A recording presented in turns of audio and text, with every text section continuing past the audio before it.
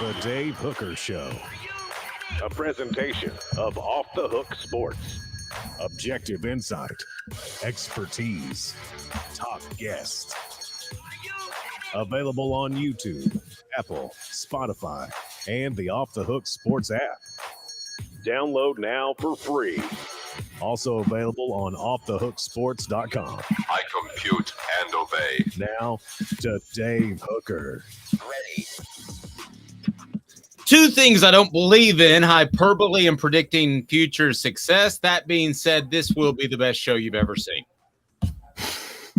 Quite simply, it's just that easy. Fred White will join us Football Friday with Fred. We're going to talk transitioning into football as a high school prospect into college.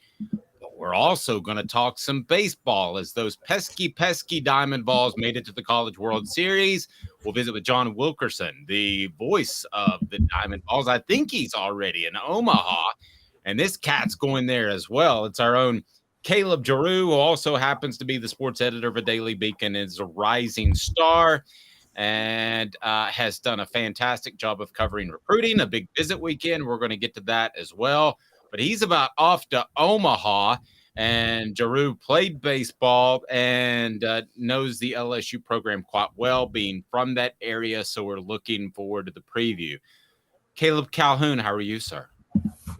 I'm doing good. Happy Friday to you guys. I'm ready to go. I got the Foo Fighters on Sunday night, so I'm pretty excited. Caleb, they start at 9:30 instead of 7, though, so I don't know how that's going to work out for old Dave. Caleb Jarreau, how are you, sir? I'm good. How are y'all? Good.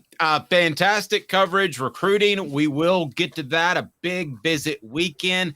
Please go ahead and hit that like button. And if you haven't subscribed to this point, and I'm also told by the YouTube powers that be, turn your notifications on because we've got more Celebrate 98 coming your way. Brought to you by Tennessee Cider Company. Jeff Hall is up there. Clutch kicker. And it's hard to be a captain as a kicker, but he managed that. So hit that like button for me. Caleb Jarreau, there's no question about it that Tennessee should be commended for going to Hattiesburg, getting through the super regional, but it doesn't get any easier when you go to Omaha, especially with LSU and arguably the best player in the nation on the mound. Your thoughts of the matchup?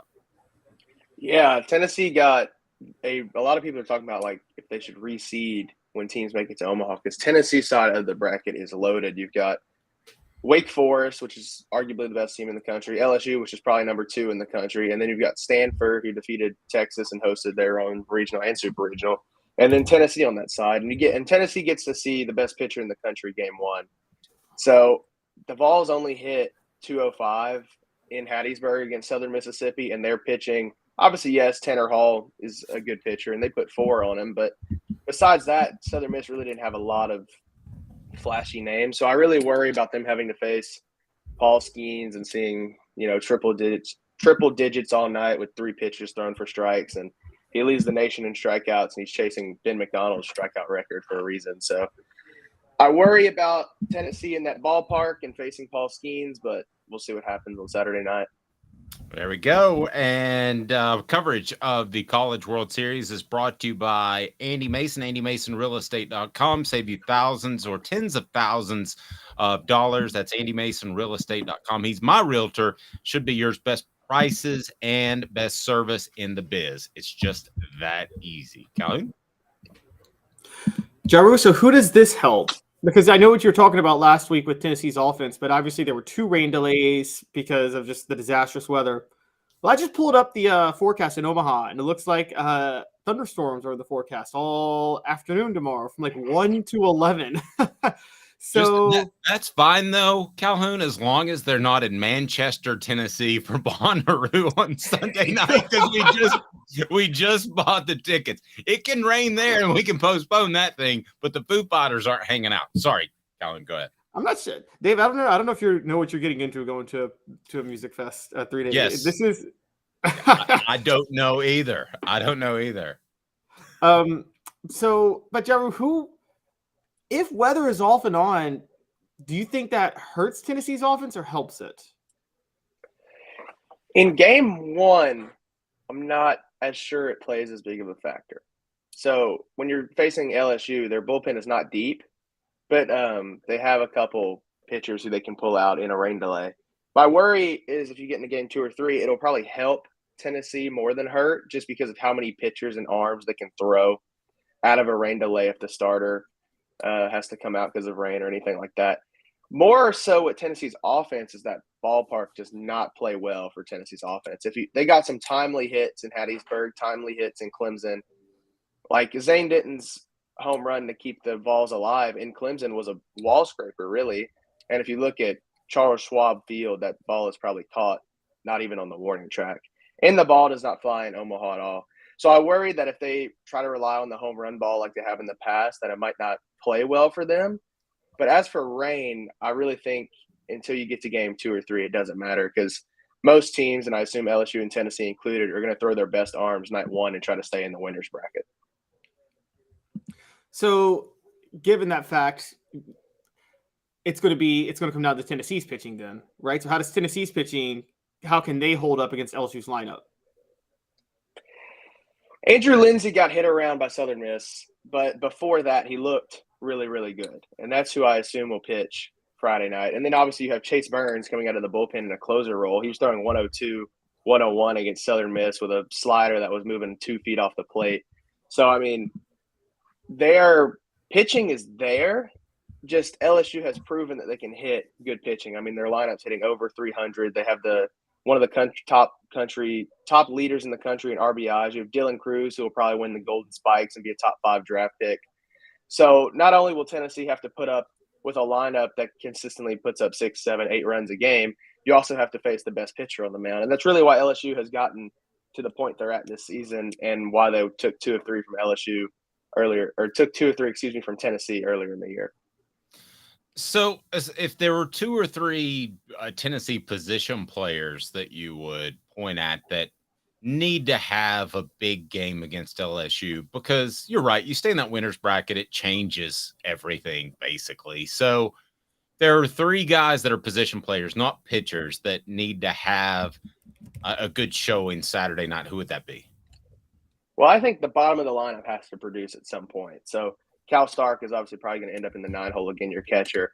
Getting his bat hot in Omaha would be huge to roll over that lineup because in Hattiesburg, it felt like that the 7, 8, 9 spots, or really just the 8, 9 spots, are kind of dead. And then you get stuck not being able to roll over the lineup, and you have to lead off 9-1-2 instead of 1-2-3 and just that whole deal. So I feel like the bottom of the lineup has to produce. And you also look at a guy like Blake Burke where you know the production is there. And he had a good weekend in the Super Regionals, but he's kind of slowed down in the second half of the season. So if he can play to his potential, I think Tennessee will be in a really good spot. And then you just look at a guy like Jared Dickey, who's been consistent, and just as long as he doesn't fall off and he keeps hitting at a high clip and keeps producing at the plate, then I feel like the Vols could have some success. Guys, y'all call me the LSU homer, but who's the bigger LSU homer, me or Jarreau? Because it sounds like he's picking LSU to win this. It does sound like you're picking LSU to win this, but I can't go against that when you have Golden Spikes potential winner, and I mean, LSU's really good. That's what I mean.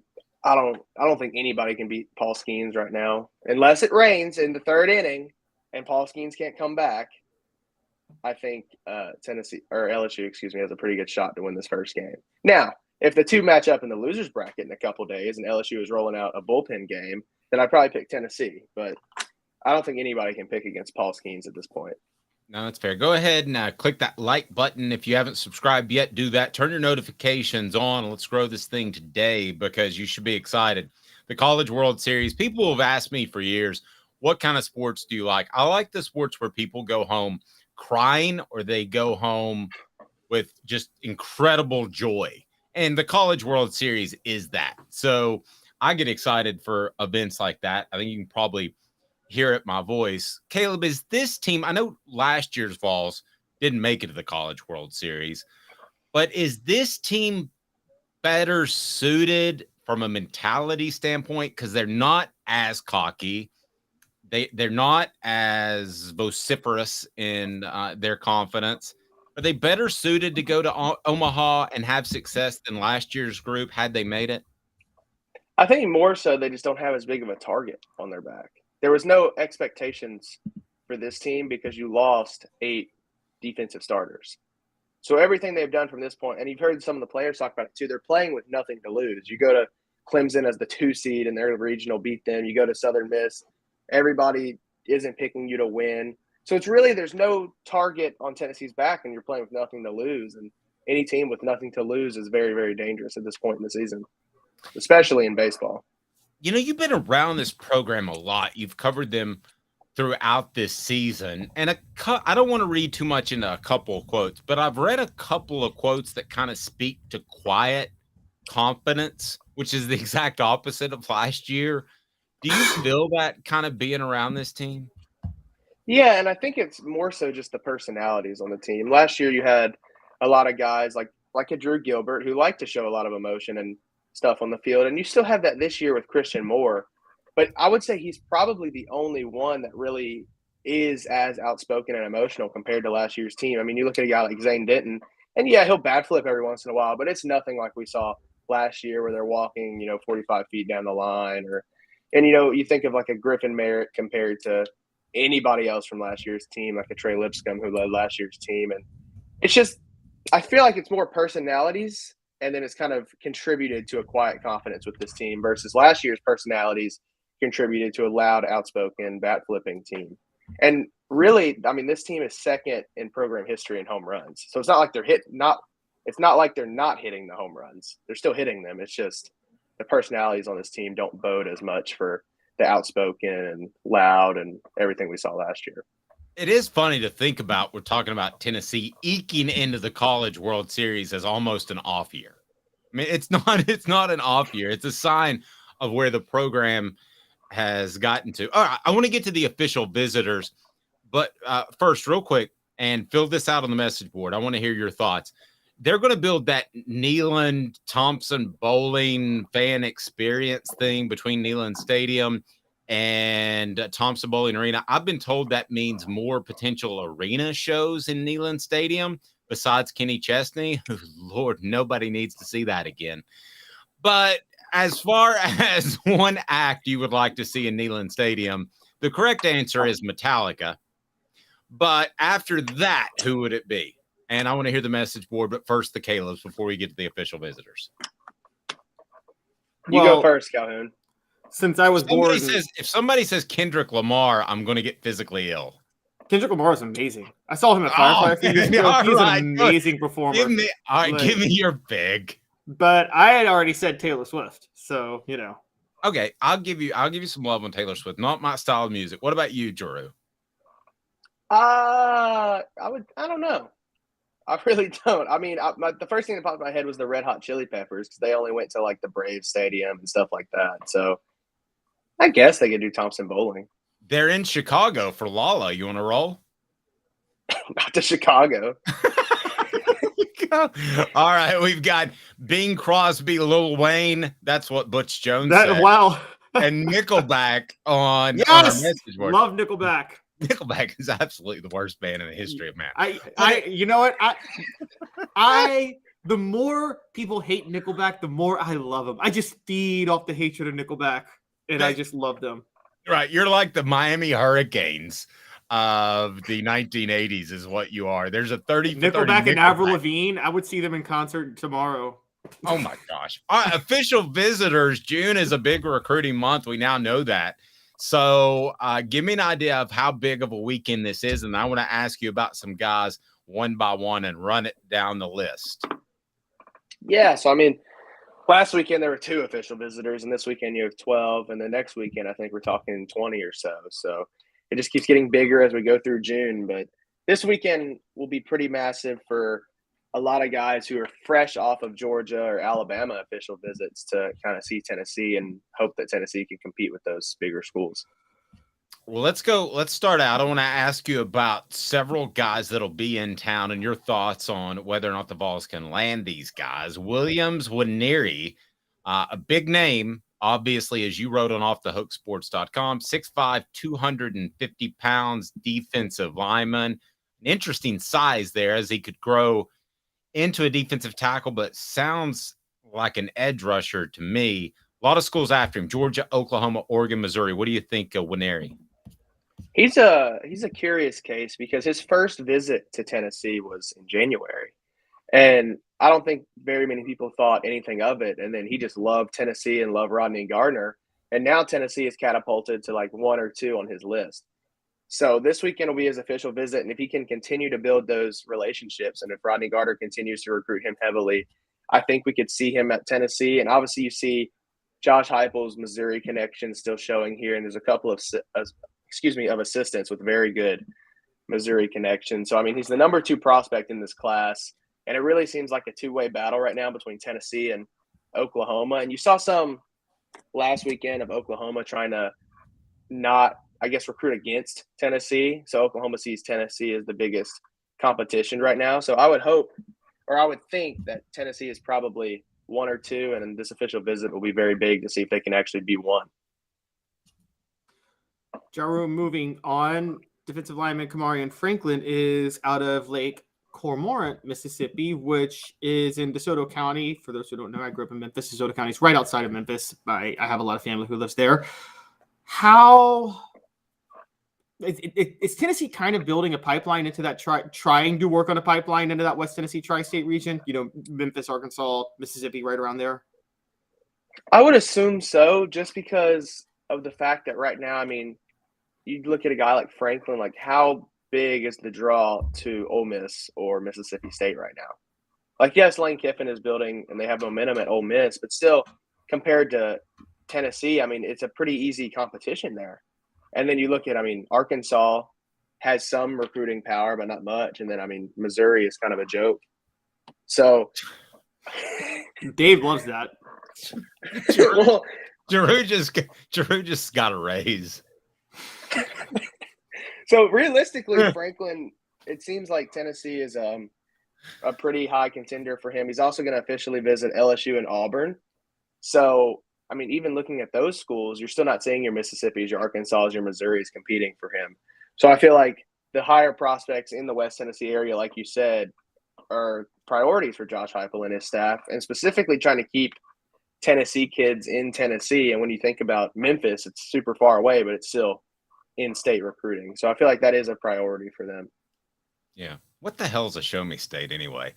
Offensive tackle Daniel Calhoun on the message board. We had someone ask if Caleb was related, which would give Tennessee a good tie, and I don't think he is. What do you think? Not to my knowledge. Yeah, what do you think? We're all related, basically, right? Daniel Calhoun would be a big one. 6 foot, 6.5, 330 pounds. Those are the type of big dogs, I'm telling you, that Tennessee needs to win some of those battles, and he would be a good one. Where does Tennessee stand with him? Yeah, I don't think they'll win this battle. It seems like Calhoun is starting to trend more towards Georgia, and he'll probably end up a Georgia guy. He's a Georgia prospect in state, so it seems like Georgia is the favorite right now. But as we've seen in recruiting, anything can happen. So if his official visit weekend goes good, he's a big Glenn Ellerby guy. So if his official visit weekend goes good, then we could see Tennessee go back to his top schools. But he also has officials playing with Georgia, Texas, Alabama, and Auburn. So this is definitely a heavyweight battle, and I feel like right now, if you asked me where he was going, it'd probably be Georgia. By the way, the state bird for Missouri is the eastern bluebird. Will somebody tell them they're not in the East? They're not in the SEC East. They're not in the Eastern United States. How can it be the eastern bluebird? I'm sorry, Caleb. Go ahead. I will say there's no divisions anymore. Well, that's true. But there are. Now they're just in the Southeast. But there are divisions with birds. I will say I respect the St. Louis Cardinals, and Nelly had a pretty epic run in the early 2000s in hip-hop. Okay. He had a lock on the hip-hop game for quite some time. It's getting hot in here with recruiting, Caleb. Here we go.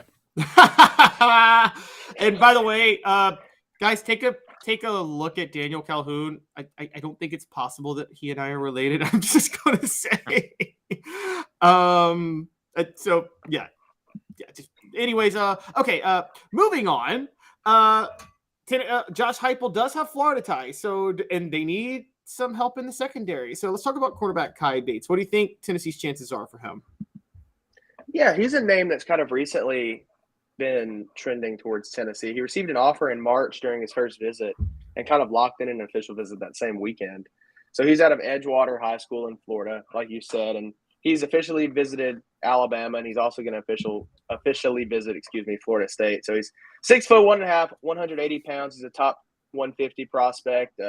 He also has an official visit to LSU next weekend. So there's a lot of schools in for him, and seeing Tennessee get an official visit after really just offering him a couple months ago is pretty big.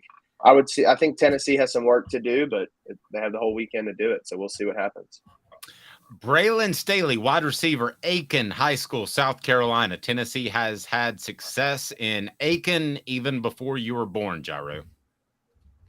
Well, I don't know about how much success they're going to have right now. It seems like Clemson has sort of become the leader for Staley right now in his recruitment. He was extended a scholarship offer from Tennessee in February, 6', 175, 4-star wide receiver. Obviously, Josh Heupel's offense is easy to recruit, so we can see that change. But right now, I'd say he's probably a Clemson lean. All right, linebacker Edwin Spillman, number 24 linebacker in the nation, 6'1", 216 pounds, number 5 prospect in Tennessee, Lipscomb Academy. That's the area where Calhoun says all bad prospects come out of. Well, Spillman is the younger brother of current freshman wideout Nate Spillman. So Tennessee has obviously been the favorite in his recruitment the whole way, but he's made it clear that he's going to go through his recruitment, not let his brother kind of influence his decision. So he's officially visited Florida State and Ohio State. Ohio State's kind of been big in his recruitment as well. And he's also has an official visit planned to Georgia. I would say Tennessee is still number one in his recruitment just because he's an in-state guy and his brother is at Tennessee. But he said it before that he's not going to let that influence his decision and not let what his brother's recruitment went through influence what he's going to do. So that'll be an interesting one to see. He's the number 253 prospect nationally. So big guy, linebacker. I mean, depth on the defensive side is always big. So I'm curious to see what happens with him. Yeah, pretty much everybody that says that ends up going to the school that they say they're not going to go to. And this is our second visit within like 3 weeks. So, because he visited 3 weeks ago. Well, I appreciate him. Yeah, I appreciate him saying he's going to look around. And he should, but he'll go to Tennessee. Offensive tackle Marquise Easley, 6'7", 300-pound 4-star lineman out of Illinois. This is an interesting one because obviously you see the northern. Any prospect out of Illinois is an interesting one. I was just about to say, I mean, as a northern offensive lineman, dude, 6'7", so number 261 prospect nationally. He's a guy like we just talked about that would be a big pickup for Tennessee, and I would say Tennessee has a really good chance of getting him right now. Like I said earlier, though, Georgia is hot on his trail too. He's going to officially visit Alabama. He's announcing July 8th, so he's taking his official visits in, deciding on his college, and making a decision in July. So we'll see what happens, but Georgia hosted him already as well, and they're trending for him too. I assume Tennessee will probably try to recruit against Georgia with both of these offensive tackles and try to get at least one because, like you said, I mean, you can teach a guy how to block, but you can't teach him to be 6'7", 300 pounds. Hey, there are cats that are overlooked in Atlanta all the time. I want to ask you about Mr. Burns, Jordan Burns, 4-star prospect. He's going to Vanderbilt in Arkansas, maybe not getting the love from Georgia, but I watched tape on him the other day, and I think he's really good. Yeah, I agree. I think he's a guy that's probably getting overlooked right in Atlanta. He's officially visited Vanderbilt, Arkansas, and he's officially visiting Tennessee. Arkansas and Tennessee seem to be 1 and 2 for him right now, but like you said, his tape is really good, and he's got a lot of skills that would transfer instantly to the college game. I mean, 6'1.5", 215-pound linebacker. I think at this point, I guess Georgia can compete for the number 1 and 2, like the Sammy Browns of the class, and just overlook guys right in their backyard that can probably play just as good. So then you have the commitments, quarterback Jake Merklinger. You have athlete Jonathan Eccles, cornerback Caleb Beasley, offensive tackle Jesse Perry. I love how they bring guys in here that can hopefully win over other prospects. I think that's a very smart way of doing things that used to be done, wasn't done by the previous 3 coaching staffs. Merklinger, though, just his name comes up over and over. I know he's a quarterback, but how active do you think he is in recruiting? And of course, everybody wants him to be as active as some guy named Nico. But that could be a challenge. What do you think of Merklinger as a recruiter? I think he is pretty active. And like you said, he's at Tennessee just about every weekend. So he's making connections with prospects, and I know he goes to camps, and he was invited to that big NIL event that On3 put on in Nashville that also hosted every top prospect in the nation. So he's making relationships, building friendships, and trying to peer recruit these guys. But really this weekend, like we've talked about already, I think the biggest one might be Jesse Perry, 3-star offensive tackle, because you have those other offensive tackles on campus that Tennessee really wants to get, those 6'7", 6'6" guys like we talked about earlier with Easley. I think Perry and Ellerby, if Perry just peer recruits like you saw Nico do last year to some of those offensive tackles, or even Merklinger talks about wanting to throw behind some of those offensive tackles, some of those big guys. I mean, that could go a long way in this recruitment because prospects expect coaches to tell them, what they want to hear, that you're going to play a lot, you're going to have good facilities, all that stuff. But when you hear it from somebody else your age or even a current player, it's kind of a different experience. So I'm glad they do the peer recruiting because I do think it helps. And especially with Merklinger, who's in Knoxville just about every weekend, I think he's building a lot of relationships. Well, you had news on Boo. Oh, did I scare you, Carter? And I want to get to that, but I know Caleb has another recruiting question. Coverage of recruiting today brought to you by Craft Treats. Go to crafttreats.com. Use the promo code Off the Hook. Get 20% off any of their treats, including the chill pills with the CBD derivative that will help with your pet's digestive issues, arthritis, or anxiety. crafttreats.com. crafttreats.com. Use the promo code Off the Hook. So before we get to Boo, Calhoun, you were going to say? Yes, I got a broad question first before I get there. I do want to point out that Javonte Spraggins is from Illinois also. So Tennessee already has a guy starting from there. That's a good point. I wanted to Jarreau, I'm sure you saw how J.J. Harrell committed to Mississippi State, I believe, after decommitting from Tennessee. And when we had you on to talk recruiting a couple of weeks ago, I started to ask, is it a concern that there hasn't been much recruiting movement in June?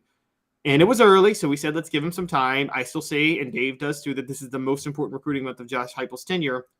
Well, we're now halfway through June and still no significant pickups. Is it time to start raising a red flag? I don't think so. I mean, obviously, Boo Carter is going on Saturday, but a lot of these guys are guys who are taking all of their official visits before they announce their commitments. And we also saw, compared to like your Alabamas and your Georgias, Tennessee's last 2 weekends of June are where they have their biggest prospects, with next weekend being their biggest official weekend visit that they've marketed to the prospects all season. Compared to Alabama and Georgia, which use the first 2 weekends of June to host the majority of prospects. So I think it's not that big of a deal just yet. If we get through July and we have 4 or 5 guys who took officials to Tennessee not committing to Tennessee, we might want to raise the red flag. But I think right now it's more of just playing the game and trying to get in with these guys who announced their commitments in July or in early August. All right, so Boo, you had news on Boo, and he's going on Saturday. What do you got from Boo? Yeah, so he officially visited Michigan last weekend, and then he was on campus for an unofficial with Tennessee this Wednesday and Thursday of this week. So he was taking a last look at Tennessee before heading up to the 40-40 Club in New York to announce his decision. I would say right now it is Michigan and Tennessee. The only thing that worries me is Michigan is recruiting him as a wide receiver versus Tennessee as a defensive back. So I guess it'll really come down to if he wants to catch passes versus break them up. And then Michigan has gotten a lot of momentum and steam for Boo Carter in this last month or so. I still would say Tennessee is the favorite, but Michigan is kind of a little more worrisome right now. Wait a second. He's announcing at the 40-40 Club? Are we not sending we're not sending somebody like me to the 40-40 Club to cover this? They got the Jay-Z Lounge in there. Oh man, I'm all about that. It is funny that club's named after steroid-induced performance in sports. I had to Google what the 40-40 Club is. But it's named after 40 home runs and 40 steals, which was done by Jose Canseco when he was on the juice. So do you get steroids when you walk in the front door? I mean, if you can, I don't know. If it helps me hit 40 home runs in Major League Baseball, then I'm going to the 40-40 Club, I guess. Not to mention Jose Canseco had quite a few celebrities on his arms back in the day. Quite a few very pretty celebrity women. He was no Jeter. Is that where Alex Rodriguez went? To get his steroids? Yeah. That's exactly where you went. Right down the road, right? Yeah, thank you, Caleb Jarreau. Safe travels to Omaha. By the way, I will just tell you, Council Bluffs, Iowa, very nice casino, great buffet, very winnable tables. One of 2 casinos in the nation I walked away a winner, that in St. Louis. So why don't you like St. Louis? I won in St. Louis. No, he's asking why you don't like St. Louis. Why don't you like it? I like St. Louis. I just don't like Missouri. And just go in there. St. Louis is in Missouri. Well, I know, but it's almost like it's different. The rest, I don't know. The whole state's lame. But St. Louis is good. You must really hate Patrick Mahomes. That's right. I can't stand him. All right. Great job, Jory. Safe travels. Yes, sir. I'll talk to y'all later. Thank you, buddy. Have a good one. Sir, making me feel old. Hey, Fred White, how are you, sir? I'm doing good, Dave. How are you? I'm never better. Can I work in a 2-minute break and I'll be right back with you because I got some good questions to ask you about the Vols. No problem. I'm waiting. Sweet. Hang tight. 2 minutes. Fred White, former Vol. That's always exciting. This is Off the Hook Sports. Family has been creating jewelry since 1986, each piece unique with a story all its own. I'm Rick Terry with Rick Terry Jewelry Designs. I'm a jeweler, and I want to be your jeweler. We're grateful that you chose us to be Knoxville's best jeweler. My family and staff look forward to serving you. So please come see us. Kingston Pike and Campbell Station Road in the heart of Farragut and downtown on Gay Street, right next to the Tennessee Theater. Hi, Mike Davis here with City Heating and Air, reminding you to always dare to compare. Our team provides quality local heating and air service, installation, and maintenance across East Tennessee. We use only the best equipment like American Standard heating and air conditioning for your residential, new construction, or commercial needs. Honesty, dependability, and customer satisfaction have been the cornerstones of our business since 1961. City Heat and Air. Dare to compare. With all that sun, sand, and salt water, the beach is a very relaxing place. Unless you wear contacts. Ow! Open your eyes to the best the beach has to offer with LASIK vision correction from Campbell Cunningham Laser Center. Ah. Do you want to own the more that owns every job? Then get to Vassy Lawn and Garden in Cleveland and get you a Toro. I'm David Vassy, here to talk to you about Toro.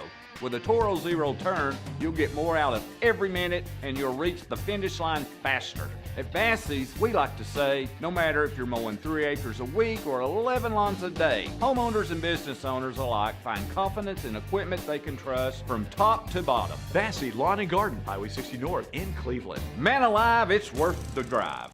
These mountains hold and defend a spirit far better than moonshine. A drink that holds flavor, that becomes necessity. A hard cider made and relished by folk who are as hearty as they are legend. A refreshment that can only be found in one place. With a taste that makes you say, give me 3 bottles of the good stuff. Tennessee Cider Company, where necessity can be found. Who's this guy? Hello, who is it? The Dave Hooker Show. Who? A presentation of Off the Hook Sports. What? YouTube, Apple, Spotify, and the free Off the Hook Sports app. Back to Dave Hooker. Love this guy, Fred White, joining us now, VFL, former Tennessee safety. And Fred is a big part of the Celebrate 98 series. I mean, heck, he is a series, and it's gone incredibly well. And I learned so much about Jeff Hall. That's up on our YouTube page. So be sure and subscribe, hit that like button right now and get the notifications on because we'll have more coming down the pike. Fred, so Boo Carter is announcing at the 40/40 Club in New York City. I don't know if he's going to be in the Jay-Z Lounge, but there is a Jay-Z Lounge. You've rolled with me. I've been there. Oh, kudos. All right. Tell me about the Jay-Z Lounge. It has a pool table in it. I'm looking at a couple of pool tables in it. It's nice. It's nice and plush. They bring out the nice bottles of champagne where you don't see the sparklies and all that type of stuff. You know, you don't want any. That's the executive suite.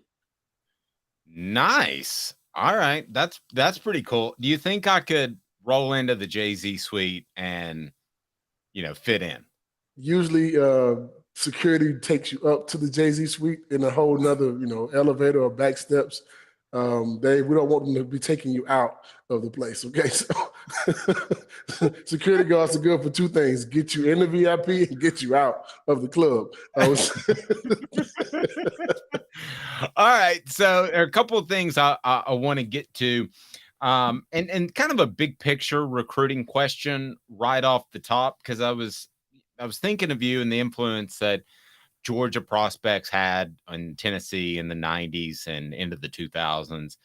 And for those that don't know, Fred is very close to not only former players that he played with, but former players at Tennessee. And he's also very tight there in the Atlanta community.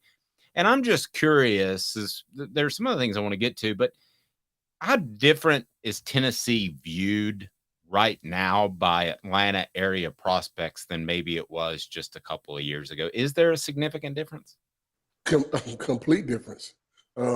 If you see the show that we put on every week, the home games, the points we put up, the crowd noise, the checkerboard, Neyland Stadium, and those type of things, and you watch the fireworks after touchdowns or the fireworks to get the game started, and all the excitement that's going on in the stadium, I think those things have helped put Tennessee back on the map when it comes to saying, okay, if I'm a top recruit, I don't want to miss going there.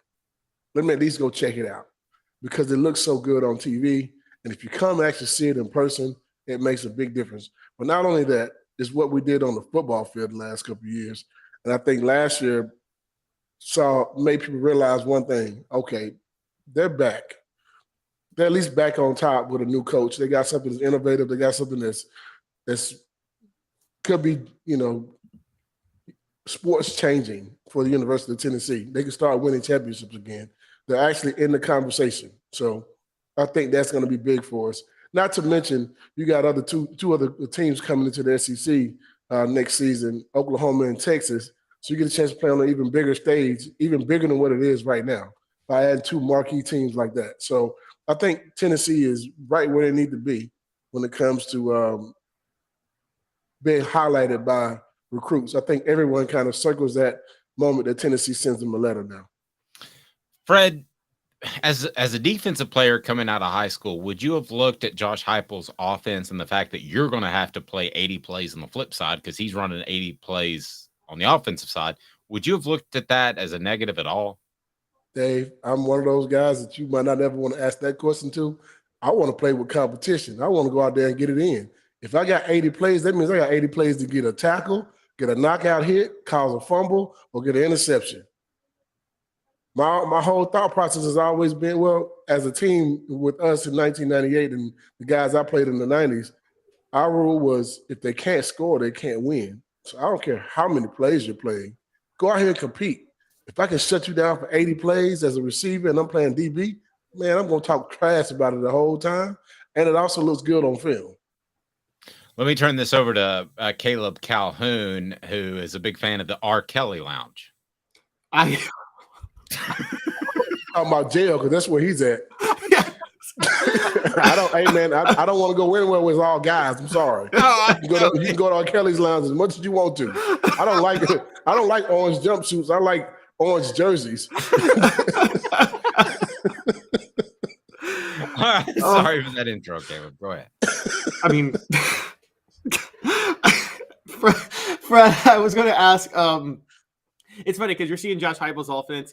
You are of a unique time of the SEC in that you got to face Steve Spurrier and Mike Leach, both offenses.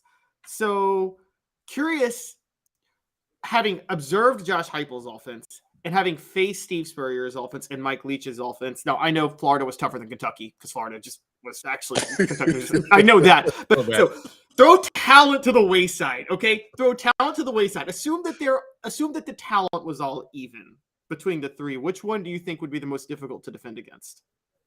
Josh Heupel's. Really? Mm-hmm. Josh is. Well, here's the thing. Steve Spurrier, I understand more now than what I did before.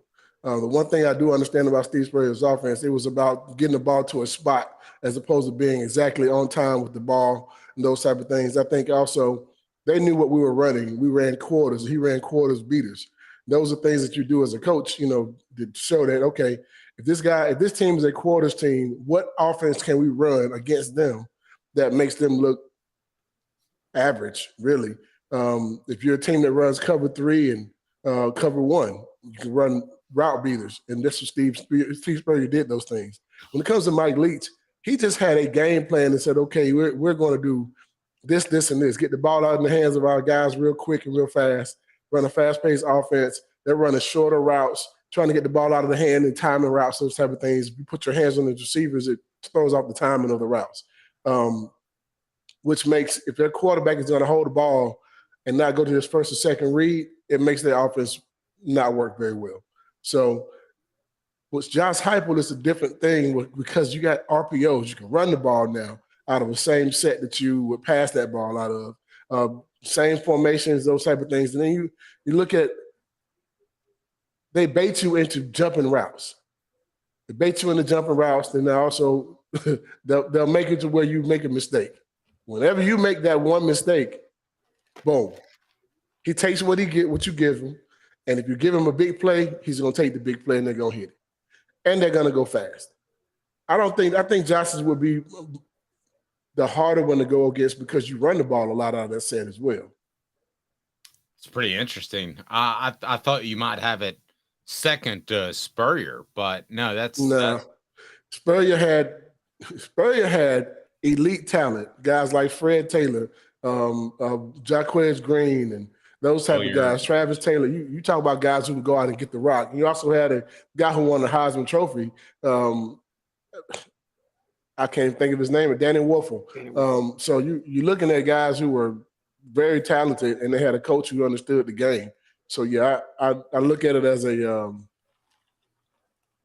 I like what they did, but I think some of the things we did defensively in 98 and 99 changed up how I looked at his offense. I didn't think of it as being as dominant then. But if you look at the talent he had on that squad, those things were what made the team different.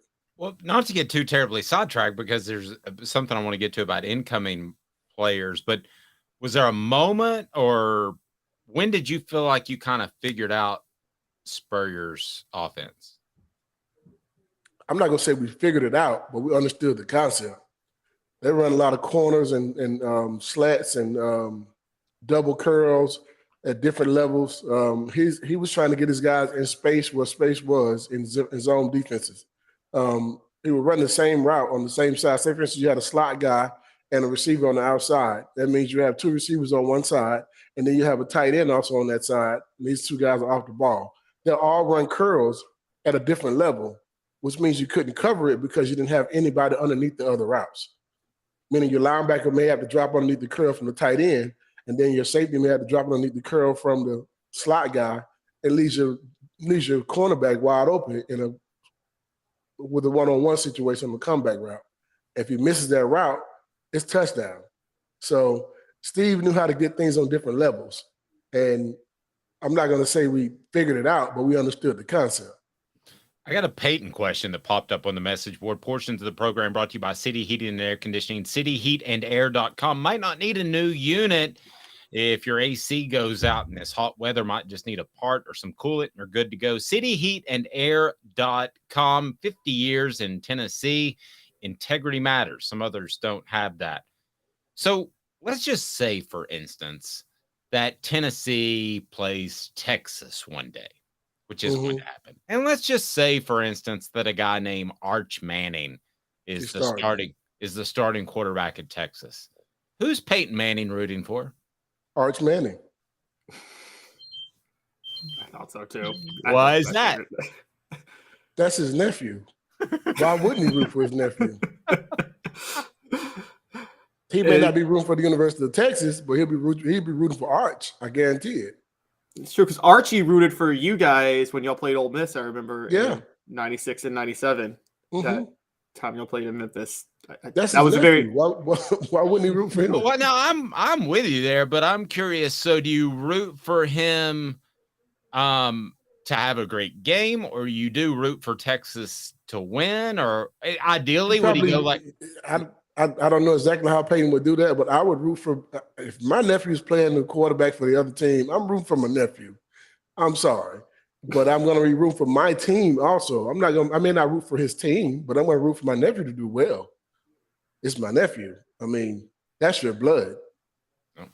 I'm with you. That's a pretty darn good answer. 4 Downs now, brought to you by our friends at Zen Sports. 4 Downs is now. 4 Downs. 4 questions. 4 answers. The Dave Hooker Show. 4 Downs. A presentation of OffTheHookSports.com. All right, Fred. So I wanted to ask you about players as they transition into college football, because you and I have talked about it. You really shouldn't depend on freshmen at all. It is such an incredible transition. It's darn near impossible. But I wanted to break that down a little further. So let's do that. What down is it, Cooper Mays? Coop here. First down. All right. So first down, easiest position to transition from high school to college is? Assuming the talent is there. Running back. What position? Running back. Okay, that's what I would think. Now, what's second? Probably defensive line. Okay, I was going to go corner, because if you're naturally, like you, of course, if you're naturally that athletically gifted, then I would think that you would be able to stick with guys. But yeah, but that's not the only thing you do as a defensive back. You got to also learn how to play within the zone. You got to also learn how to play within, with the talent level that you have as well. I mean, you can line up across from a guy that's a Peter Ward as a freshman, and that's not going to be a good. That's not going to be good for you if you've never seen anything like that. Also understanding defense, understanding what's going on. If you're going out and asking a guy to just cover somebody man on man, I get what you're saying, but the game is more than just man-to-man coverage. You got to understand the concept of routes and route reading and offensive alignment when they move, and how to understand if it's run or pass and that type of stuff. In high school, you don't really get to learn things like that. Not a lot of coaches understand that themselves in high school. So when you get to college, it's a different learning curve when it comes to playing defense. People used to always say, oh, those guys are on defense because they're not smart. No. You got to learn how to understand the game at a different level when you get to the next level. And every level is different. The NFL was different than college. You need to learn and know a little bit more. But I think running back is because you just give that guy the ball and he has to run. I mean, that's it. All he needs to know is who to block and what hole to hit. On the defensive line, all you got to do is figure out how to manhandle one guy and stay in the right gap. That's it. All right, before we get to the hardest position to make the transition from high school. Is it not kicker or punter? Oh, it's not kicker or punter. Those don't even count. Except for Jeff Hall. But second down, the hardest position, 4 Downs, brought to you by our friends at Zen Sports, the new sports book in Tennessee, revolutionizing the way you earn sports betting rewards. With Zen Sports, your rewards are cash rewards. You bet with real money, and now you are rewarded with it too.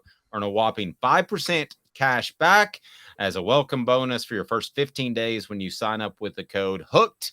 That's hooked. Keep betting and keep earning every month after that, with up to 3% cash back rewards on your betting volume. Best of all, earn cash commission on your referral bets with Zen Sports Referral Rewards Program. The cash is back with Zen Sports.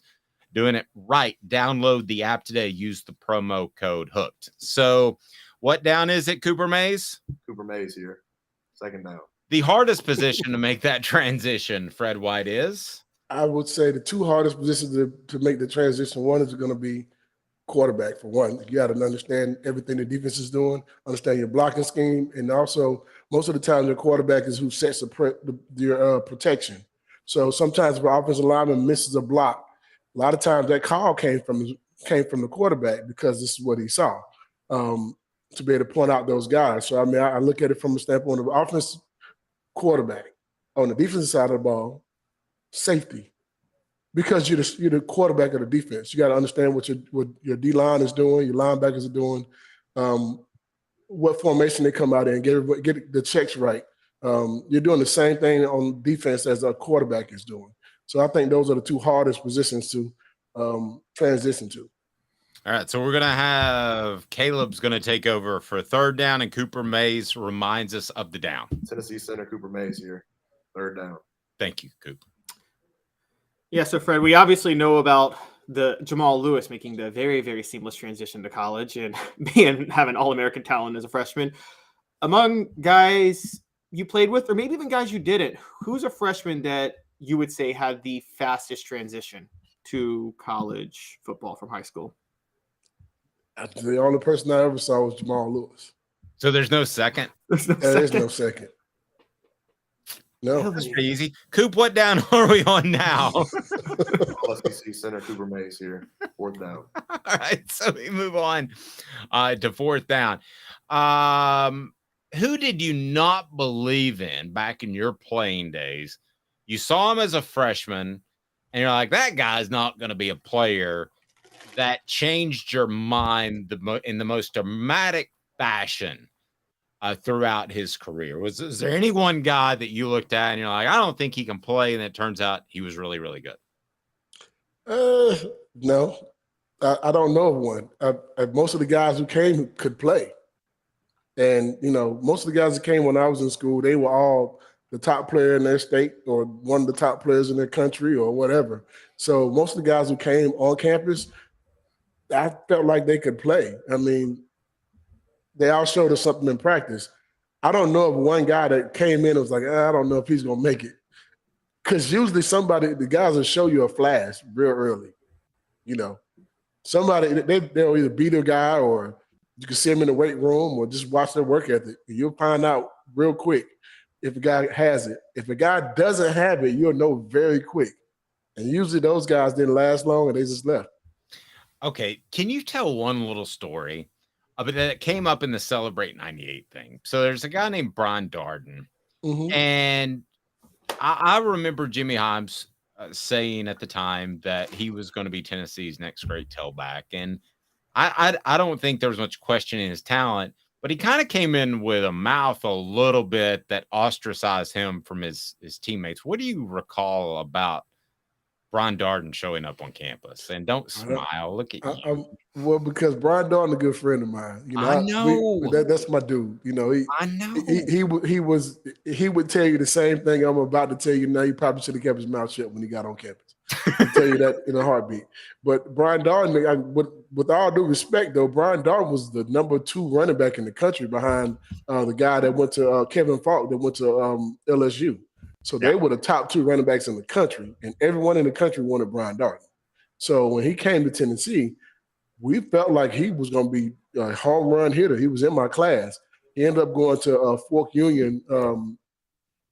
I think that's a prep school for 1 year. Then he came in. Yeah. And when he came in with a lot of hype now. I mean, if you watch his highlight films and you see the things he's done as a football player, you're like, okay, he got it.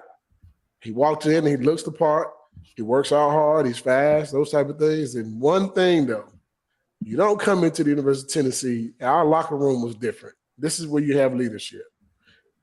You don't walk in and tell people you're going to be the starter. You're going to take somebody's position. Hey, man, go out there and get the job done and just do the work. We had a rule where if you were a freshman, you didn't have any say. You basically just listen and understand what's going on, and you figure it out. You don't talk much as a freshman. Jamal Lewis didn't talk much as a freshman. I mean, and he had every right to after going for 200 or something yards in the first game he played. So I look at it like Brian Darden came in with the wrong attitude, and whenever Brian Darden was in the lineup, you already knew that everybody was gunning for the run. We weren't going to let him get a yard. In practice. Yeah. In practice. Coach Yost over here. We didn't care if they were throwing the ball at all. We just knew that if Brian Darden was in the backfield, we're not going to let him get a yard. Because we're not going to let him talk. And, that was the thing. If he would have got past the line of scrimmage and made a 10-yard run, everybody in the country would have heard about it. So Jamal Lewis is the one player that I can. Well, I'm not say the only one, but up there number one that I saw one play out of. And this is before I covered you guys. I mean, I wasn't at practice and all that stuff, but he's the one player that I saw one run from, and I said that guy's special. I can't remember when the run was, but early that season, I was like, whoa. And the term I immediately used was bull in a china shop. Mm-hmm. Mm-hmm. And that dude was knocking down China fast. Well, and that's the other. You asked that first question. You talk, a guy that you didn't think was going to be good. Everyone had one of those moments. Everybody did. Had that moment like, dang, okay, he's pretty good. Even Brian Darden had those moments. He caught the ball out of the backfield a few times and shook somebody and got down the sideline, and you'd be like, okay, he got it.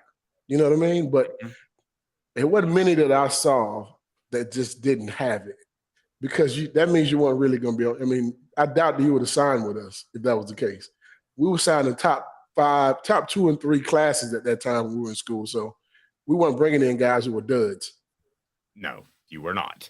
Great stuff, Fred. We look forward to continuing the Celebrate 98 series. It's brought to you by Tennessee Cider Company. You can go to tncidercompany.com, use the promo code HAT, and get some free swag. Get a hat with any order. You can order Tennessee Cider from the Tennessee Cider Company, and I think 46 states in the nation. Probably Missouri not on board. We were ripping Missouri earlier, Fred, but I don't know why Missouri drew my ire today, but they did. But it is That's right. It is fantastic. So check it out, tncidercompany.com. Use the promo code HAT. Fred, have a blessed weekend. Are you in the ATL this weekend? I'm in the ATL this weekend. I actually have my office open this weekend from 10 to 2. First Saturday we've been open since we've been open. So guys, come give us the lava. Yeah, tell us about how we can be in good hands. You can be in good hands by giving us a call right here. Dave, I like how you teed that up.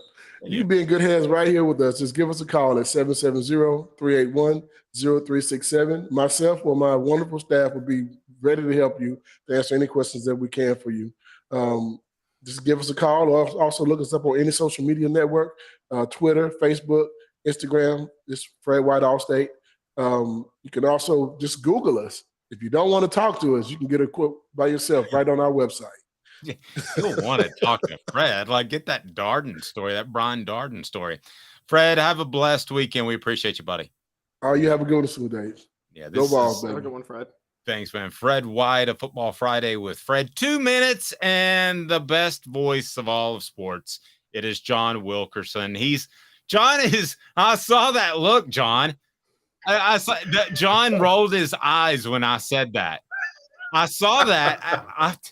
Do you know me to give out compliments or criticism unless it's duly warranted? Have you ever known me to be disingenuous, even at my own own trouble? I think Caleb would agree with me when I say yes.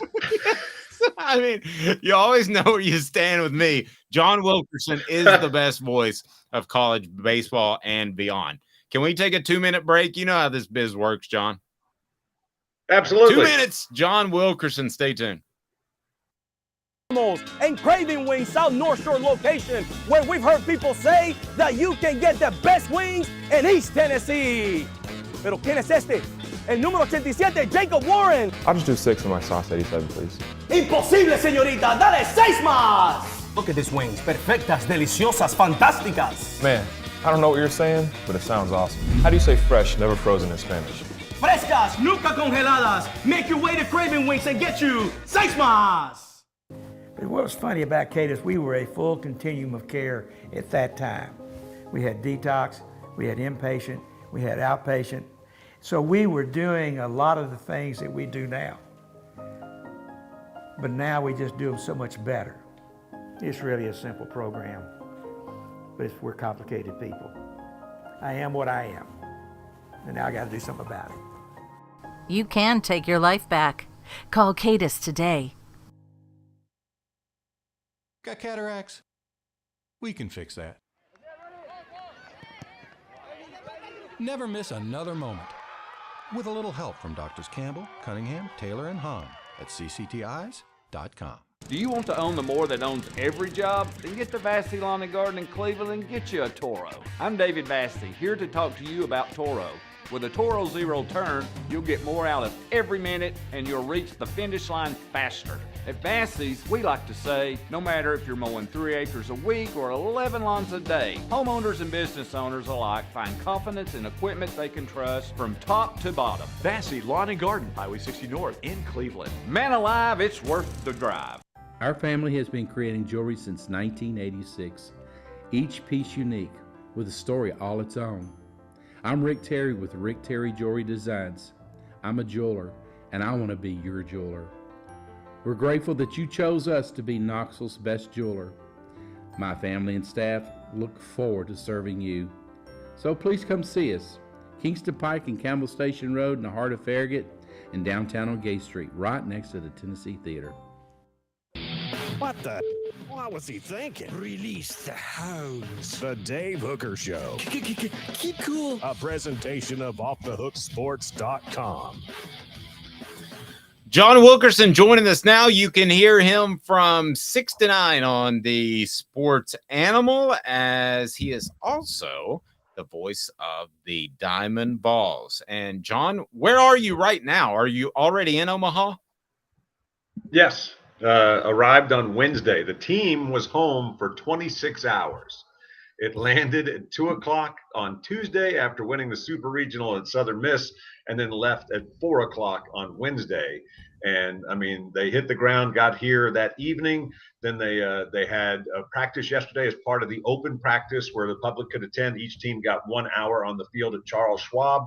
And then they had their media availability, a couple of Vols, and Tony Vitello got to take some questions. Today they'll practice for about 2 hours while the first game is going on between TCU and Oral Roberts. But it's been one thing after another, and they play tomorrow night. It's fast. John Wilkerson, would you like to know why Omaha always makes me think of Mike Stoll? Why is that? Because Mike Stoll and I, when I was the voice of the Tennessee Thundercats, which I didn't give myself that name. I just did the play-by-play. Somebody else did. But did the Tennessee Thundercats. We were in Omaha. The Beef were playing the Thundercats, the Beef. And I taught Mike Stoll how to play blackjack. I lost immediately. And so I went back to the room. He sits down at the $25 minimum table instead of the $5 minimum table and was embarrassed to get up and leave. Walked away with $2,500 in about 30 minutes and said, I'm done. That's Mike Stoll. I can see why that would stand out. And I'm down 200, which was a heck of a lot of money at that time. Still is today. All right, John. So what are some keys for this Tennessee baseball team as they take on arguably the best pitcher in the nation and one of the best teams, no doubt? Well, I think they just stick with what they've been doing because that's what's worked. Both teams are really different from when they met back in week 3 of the SEC schedule. Tennessee had the lead. They actually scored first against LSU and Skeens, but LSU was stronger in the middle innings. They came back each time. And while you certainly have a national player of the year, certainly SEC player of the year in Dylan Cruz in center field, it was actually second baseman Gavin Dugas who was the big difference maker because he had a home run and a double in each of the first 2 games. And as soon as Tennessee got the lead, he gave LSU the upper hand back. So I do think that there is a measure of confidence. Just do what you can. I mean, hang in there. If you can get past Skeens and into the bullpen, Tennessee, I think, has as good a chance as anybody to get a win in this opening game. Andrew Lindsey didn't have his best outing against Southern Miss in the Super Regional, but I do think it's going to be better suited in terms of the activity here. I mean, it was a very different atmosphere at Southern Miss, and it was kind of stop and start as it really was just unfortunately not his best outing, but I think he's got the perfect mindset to lead the way. So when they do get it going tomorrow, I think he'll be just fine because he has been so strong for Tennessee in opening one weekend to the next. John, I want to talk a little legacy real quick because this is Tony Vitello's second College World Series in 3 years. He won the SEC regular season and tournament championship last year, the year they didn't make it. Given Tennessee baseball's, I guess, not great history, I mean, is Tony Vitello already the greatest coach in Tennessee baseball history? I would hit the pause button on that. I would say for sure he's the second, and he certainly has the potential to be. He's doing things that no coach has done before, but Rod Delmonico won 699 games in 18 years. He took Tennessee to the College World Series 3 times, and he also swept the regular season and tournament championships in the same year that he did in 94. Actually won it back-to-back years in 94 and 95. So I think Tony would point to Rod Delmonico first, but here are some things that Tennessee's done that they never did with Rod, and that is, one, they've made it to the second College World Series in 3 years, as you just mentioned, Caleb, and so this is the fastest turnaround. If Camden Sewell gets into the game, he'll be the very first Vol to pitch or appear in 2 different College World Series, which I think is just a really nice reflection of where the program is. You've won 3 straight regionals. You've made it to the super regionals 3 straight years. So there is sustained success here that unfortunately evaded Rod Delmonico. He had a 5-year run where they made it to the regionals each year. But in terms of we have only seen peaks now in terms of Tennessee baseball coach Tony Vitello. So I would still point to Rod Delmonico as number 1, but Tony Vitello certainly has an outstanding resume to be a 1A. Yeah, doesn't Delmonico show how unpredictable the sport can be, because they had that 2005 team, right, that made the College World Series that was so young, and then they just struggled right after that with everybody back, didn't they, in 2006 and 2007? And is it me, or is college baseball the most unpredictable of the major sports? Well, it certainly is. And all you have to do is look at this team that's in Omaha now for the Volunteers. You wouldn't have thought at 5-10 after 5 SEC series that this is where they would finish their season. It's a testament to them, as well as just looking at just putting down the building blocks as to what had to happen for Tennessee to get better. And when Tony Vitello put his best defensive lineup together, that's when everything started to click. It took pressure off of his pitchers so they could relax and just kind of realize that all they have to do is work and get the next out. They don't have to be perfect. It's not all on their shoulders. And then as that defense settled in, they got better in the box. So their offense started to click. And then you had to win on the road.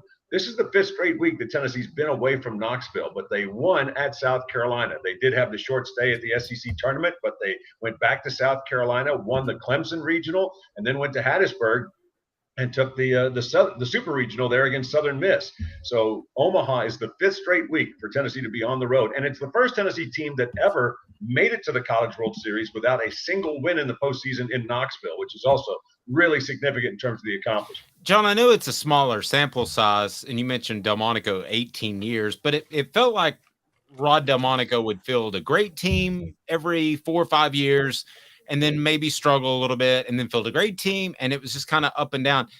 Again, Vitello is smaller sample size, but it seems more consistently knocking at the door. Is that a fair statement? Yes, I think so, because you can't help but think that in 2020, they were going to do something special. I mean, where they were leading the nation in offense at the time that everything shut down, I mean, they didn't play one SEC game, so it's fair to wonder exactly how it would have stood up. But boy, they swept the tournament at Round Rock as you beat Stanford, who's in this year's College World Series. You also beat top-ranked Texas Tech, and you beat a pretty good Houston team in between. So would have loved to have seen with Garrett Crochet, who went straight from Tennessee to the Chicago White Sox. Would have been neat to see what that team might have accomplished. But you came close to making the SEC tournament year 1 with a team that had won 7 conference games the year before. You make it to the NCAA tournament for the first time in 14 years in year 2, and you haven't missed it since. So I do think that what Tony Vitello, and I think a big part of it is Frank Anderson's been here every step of the way as pitching coach. Josh Elander has been the engineer of the offense and recruiting coordinator the entire time that Coach Vitello has been in Knoxville. And so you've had just incredible stability on the staff.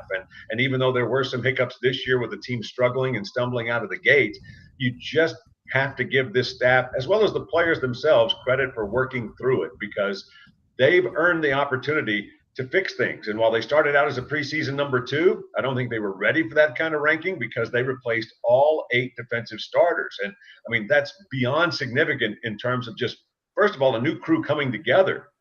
But they've done that. And as we talked about earlier, I think Tennessee's certainly playing its best baseball right now. And that's when you want to be, for sure. No doubt. John, obviously, Tony Vitello and his crew, they want to win it all. But what should be considered a success by Tennessee's fan base out of this trip to Omaha? Well, you certainly want to win at least one game. You didn't do that in 2021. You got shut out by Virginia, and then you lost to Texas as the Longhorns pulled away in the second half of that ball game. So I do think this time you're going to feel pretty sorry about it if you don't get a win. But I'll also point to the fact that this was a team that at the halfway point of the SEC season, you wouldn't have thought they would have a chance to make it. I mean, some people were saying they were going to miss the NCAA tournament, let alone get the chance to go win a super regional in Hattiesburg and make it back to the College World Series. So I think with the way they have fought through what they faced, this has been a successful season. But in terms of making it back to the College World Series with such a short turnaround, I do think that Tennessee needs to mark just to show that progress as a program as a whole. Now, you beat me to the punch. That was going to be my follow-up. To me, it's already a success. Great stuff, John. Have a fantastic call, and you're a treasure, man, to Tennessee's fan base. So love you, man. Take care. Be safe. Dave, always appreciate it. Caleb, hope you guys have a fantastic weekend, and thanks, you. John Wilkerson. Have a good one, John. And he will have the call, and he's as good as they come. We've got some breaking news that we want to get to right now. Involves a Tennessee football player that has been charged with a very significant crime. Brought to you by Vassy Lawn and Garden. Man alive, it's worth the drive. You can come from Nashville, Knoxville, or Chattanooga to Cleveland to get those industrial and commercial mowers with their buying power. Vassy Lawn and Garden will save you money. Excuse me. Go to Vassy.com. Vassy Lawn and Garden, man alive, it's worth the drive. So here we go. We've got some news that is not great for Tennessee. Jalen McCullough indicted on aggravated assault charge. What does this mean for Jalen and the Vols, do you think, Caleb Calhoun? It's not good. This is based on the incident, for those who don't know, that happened 8 months ago where both parties, by the way, acknowledge a drunk guy walked into Jalen McCullough's dorm room. And we don't know what happened after that. We just know that there was a punch or some sort of physical altercation in which the person got hurt. Now, as far as we were aware, the person was claiming he drunkenly walked in, but then he left and that McCullough followed him out and punched him in the stairs. McCullough and his team and his roommate, Warren Burrell, were both claiming no, after they told him he went to the wrong apartment, he got visibly aggressive and pushed back, and then that's when they fought him. So it's kind of a he said, she said. We didn't sit on this grand jury, so we don't have all the facts. We don't have the facts they have. The bar for an indictment is obviously a lot lower than the bar for a conviction. But they did vote to indict him based on the details of the case, which would suggest, I don't know if you keep him suspended until this clears itself. Cases can take a long time. But yes, it's not a great situation for Tennessee when McCullough is their most experienced safety. Well, it's one of those situations, and I hate drawing parallels in legal cases because everything's different. And this is way different. But it's one of those situations that I wonder if it could sideline him. You know, we saw A.J. Johnson get sidelined for 4 years. Yeah, what apparently has been a completely baseless charge. But with Jalen McCullough, I'm not saying 4 years at all, but you do wonder if this drags on into the fall. We all know that the legal system moves incredibly slow. Is he having hearings and those sorts of things into the fall? That can't be a good thing for anybody. I don't care if he's 100% innocent right now. This just taking the next step is a significant piece of news as it pertains to Jalen McCullough and his ability to perform at his utmost for the Vols. Yeah, this is a big deal. And then there comes a philosophical question, because constitutionally, the accused has a right to a speedy trial. But as we know, our state governments across the country skirt that one bill of right a lot. Okay, again, AJ Johnson did not get the right to a speedy trial. He had to wait 4 years and put his whole career on hold, only to be found innocent within like 30 minutes of the case concluding very quickly. So, Dave, what do you think philosophically? If you're Josh Heupel, do you say, I'm playing the guy? It's on y'all to build the case. If you think he's guilty, convict him. But until you convict him, I'm not going to put his career on hold just because you guys don't give him the trial in time that he needs. Well, how many games did he miss last year? Do you remember? Because it was like 2 weeks. He missed the Alabama game. Yeah, he missed the Alabama game. So I would say this. I would go ahead and play him. That wouldn't stop me. I mean, at the end of the day, this is punching a guy. And yeah, I would be lying to you if I sat here and said that I didn't punch a guy in college on more than one occasion. So I'm not going to come down holier than thou.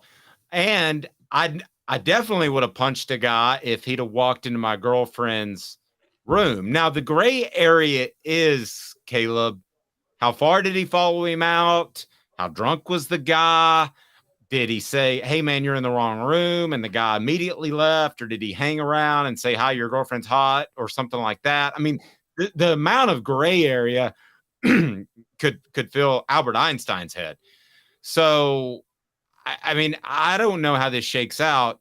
I would think that wouldn't there be some sort of resolution before it actually goes to jury trial? Wouldn't you think?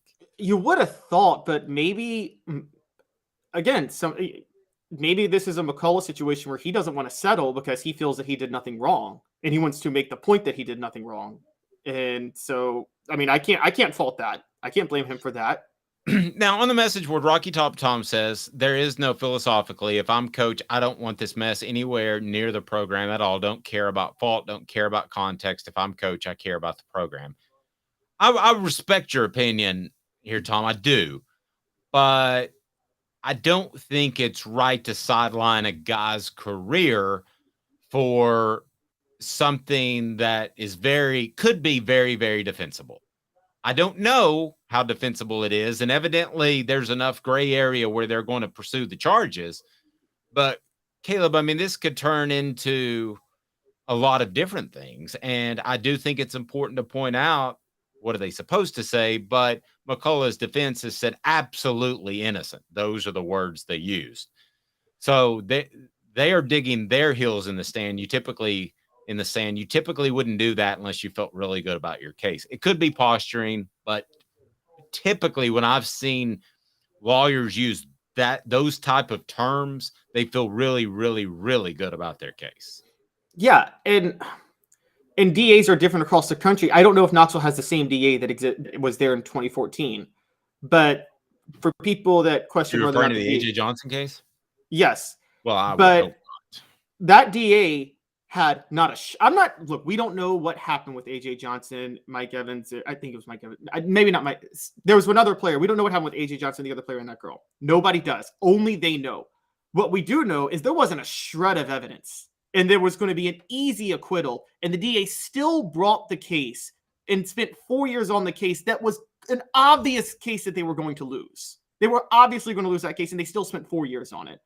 So just because the DA brings the case to trial doesn't always mean that they have the evidence. I think sometimes there is a little bit of an ambition for a lot of DAs of, I'm going to take on the football team. And okay, that is true. There is also oftentimes ambition for civilians to try to continue to further charges against athletes in hopes that they have money. That's something that we haven't talked about with NIL. Going after a kid who didn't just had a scholarship, nothing else 10 years ago was not the same as potentially going after him now. Now, I am the type of guy that I'm going to side, like Tom, I'm going to side on the side of the legal system and the police 9 times out of 10. But this is the 1 time out of 10 where I'm just going to tell you I'm not sure. And I hope that's not a cop-out. But I don't know, and I don't think anybody knows except for about 4 people, Burrell, McCullough, girlfriend, punched guy, what really happened that night. So I hope they find a resolution without it going to trial. Let's talk about this strictly from a football standpoint. You could argue Jalen McCullough is Tennessee's best defensive back. He's definitely the most important. I mean, we talked to Fred earlier about the knowledge, how experience is crucial when you're playing the safety spot. He's the only experienced safety on that team, and experience at safety covers a lot of times for deficiencies in the rest of the secondary, i.e. Trey Flowers last year. And Tennessee might have needed that from Jalen McCullough this year. So this is a huge loss for Tennessee. I mean, you couldn't... If he doesn't play, if he doesn't play. If he doesn't play, this is a huge loss. I mean, this guy covers... Tennessee is going to have issues at cornerback again, and Jalen McCullough is the type of guy that you're going to need to cover for some of those deficiencies. I mean, you can't understate how big of a loss this would be, or overstate how big of a loss this would be for Tennessee. To answer your earlier question, I had a second to think about it. I'd just play him. I really would. I think he sat 2 games. If worst case scenario, he got in a fight on the strip and punched somebody, that sounds like a 2-game suspension to me.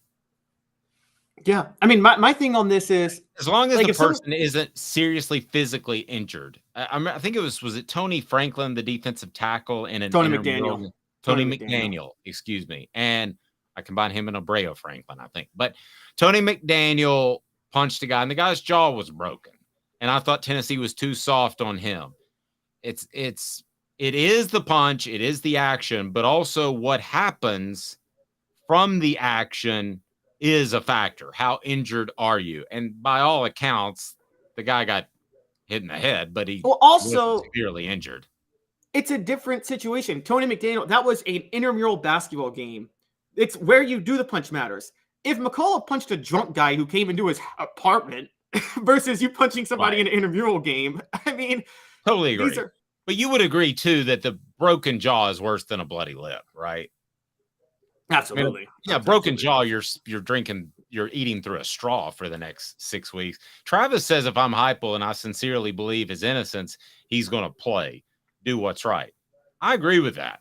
If I'm Heupel and I believe his innocence, and I've said this before, you can lie to the police, not that you should.